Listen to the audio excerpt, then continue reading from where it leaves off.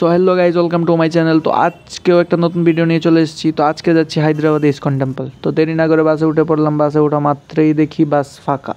তো ভাবলাম কি বাস কি লেট হবে কি না। তো কাকুকে জিজ্ঞেস করলাম, কাকু জিজ্ঞেস করা মাত্রই বাস ছেড়ে দিল। তো বসে পড়লাম সামনের সিটে। তো অ্যাকচুয়ালি সামনের সিটে বসলে একটু ঝাঁকানাকা কম হয় আর কি। তো তার জন্য বসে পড়লাম। তো বসা মাত্রই একটু পরেই নেমে গেলাম। তো নামা মাত্রই একটু হেঁটে মন্দিরে পৌঁছে গেলাম। মন্দিরে পৌঁছে দেখি মন্দির বন্ধ, মানে অ্যাকচুয়ালি 5টার পরে খুলবে মন্দির। তো আর কি করব, ঠাকুর দর্শন করার জন্য তো একটু অপেক্ষা করতেই লাগবে। তারপর দেখি আমার মতন অনেক মানুষই অপেক্ষা করছে। ওইদিকে মানুষে তিলক টিলক লাগাচ্ছে, এদিকে মানুষ ফটো টটো তুলছে। তো অ্যাকচুয়ালি বড় বড় ওয়ার্ডে লেখা আছে নো সেলফি উইথ গড, তারপরও তারা কেন এরকমভাবে সেলফি তুলছে বুঝতে পারছি না। তো তাদেরকে দেখে আমিও ভাবলাম যে না, আমিও একটা তাহলে ভিডিও করে স্টার্ট করে দিই, অ্যাটলিস্ট তোমাদেরকে দেখানোর জন্য। তো আমিও ভিডিও করে স্টার্ট করে দিলাম। ভাবলাম যে মন্দিরে গেলে কি না কি হবে, যে কি ফটো তুলতে দেবে না, কিন্তু না, আমি যখন ভিডিও করছিলাম তখন আমাকে কিছুই বলছিল না। তো তার জন্য আমিও বিন্দাস ভিডিও করছিলাম। তো অপেক্ষা ছিল কোন সময় ঠাকুর দর্শন হবে।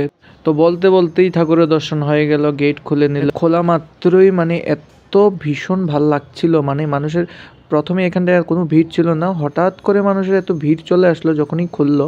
আর কি লাগছে ভগবানকে, রাধাকৃষ্ণকে দেখো তোমরা, মানে অপরূপ লাগছে। আমি কখনো ইসকন টেম্পল যাইনি, এটাই আমার ফার্স্ট যাওয়া।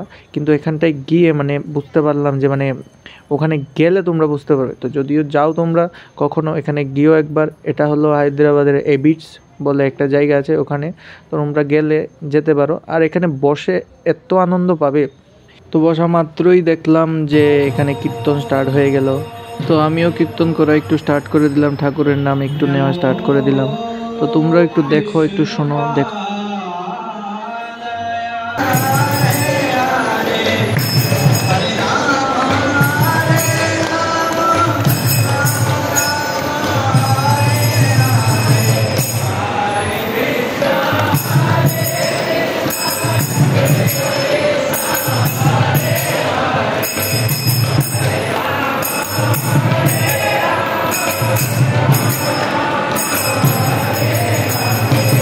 Hare Krishna, Hare Krishna, Krishna Krishna, Hare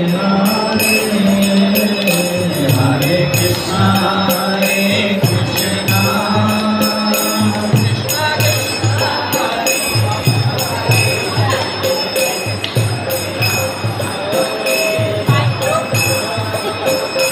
তো কীর্তন করা শেষ করার পর এখন দেখছি প্রসাদ দিচ্ছে সবাইকে। তার প্রসাদ বলে কথা, সেটাতে আমি যাব না, সেটাতে একদমই হয় না।